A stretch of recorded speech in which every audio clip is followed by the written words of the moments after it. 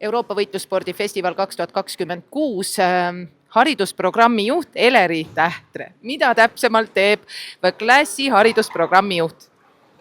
See on päris suur ja vastutusrikas ülesanne. Me oleme proovinud võtta siis haridusprogrammi nii seinast seina teemasid, kui vähegi võitlussport suudab katta ja vajada.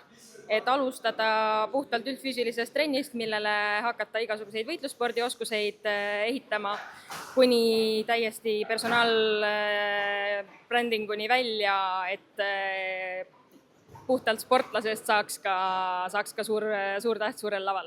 No räägime selle programmi lahti. Väga palju on tekitanud küsimusi see, kas tõesti tasuta või kui palju see maksab, kes sinna tohivad tulla? Jah, vastab tõele, et kogu programm on tasuta.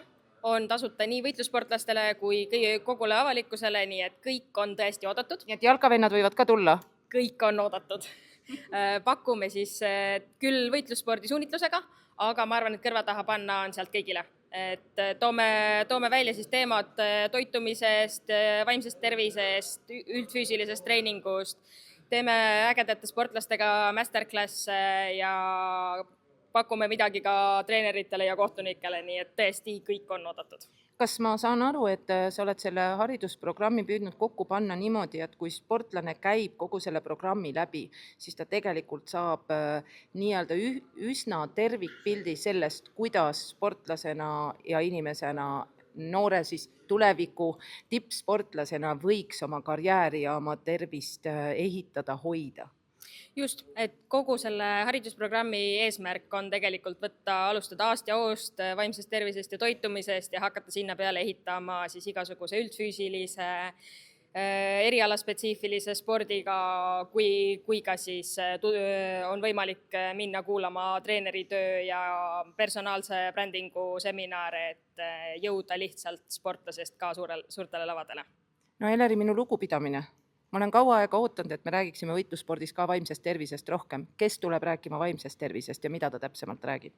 Vaimse tervise poole pealt me oleme kaasanud olümpiakomitee spordipsühholooge ja tuleb mitte puhtalt teaduslik seminar, vaid tõesti praktiline tööriist, mida sportlased saavad ka juba seminaris läbi teha ja hiljem endaga ka oma teekonnale kaasa võtta, et kuidas valmistuda ette ringi astumiseks. Ava meile palun mõni loeng veel siia lõpetuseks, milles sa tunned, et sellest võiks olla kõikidel Eesti võitlussportlastele, kõikidel kaasaelavatel või publikus olevatel inimestel kasu, kus nad võiksid osalema tulla?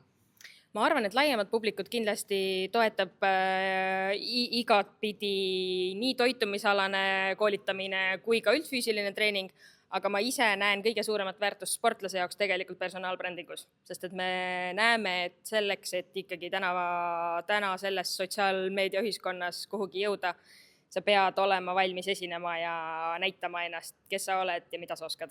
Ja natuke personaalseks lähen ka, sa oled üks väheseid naisi võitlusspordimaastikul, kes peab nende mehe jurakatega hakkama saama, nendega koosolekuid pidama ja sa oled peakorraldaja. Ma ei ole kindel, kui palju on Eestis naispeakorraldajaid. Kuidas nad sõna kuulavad? Tead, ma arvan, et minu roll seal ongi see naiselik balanss, et ma näen selliseid detaile, mida keskmine meesterahvas võib-olla ei näe ja see võib-olla mingites kohtades eristab meid teistest. Palun ütle mulle, mida nad vahel ei näe, mida sina näed? Võib-olla siis kutsutakse võitlusspordi juurde ka sinna ladvikusse rohkem naissoost isikuid. Ma arvan, et see on võib-olla natuke minu spetsiifiline, aga minu taust on tegelikkuses hotelli ja turismiala pealt. Nii et võib-olla sellised klienditeekonna detailid, kus mõelda nii sportlase, külastaja kui ka vippide peale, siis klienditeekond ja mingisugused detailid, mida tihtipeale saab optimeerida. Ütle lõpetuseks, mis juhtub festivalil sellist, et peale festivali sa sõidad tagasi Pärnusse kodupoole ja ütled, et see läks väga hästi?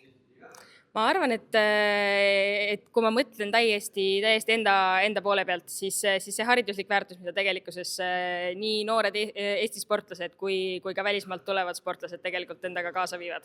Ja see tulemus, mida me potentsiaalselt ikkagi lähikuudel näeme meie spordimaastikul. Aitäh sulle ja ma soovin teile palju edu!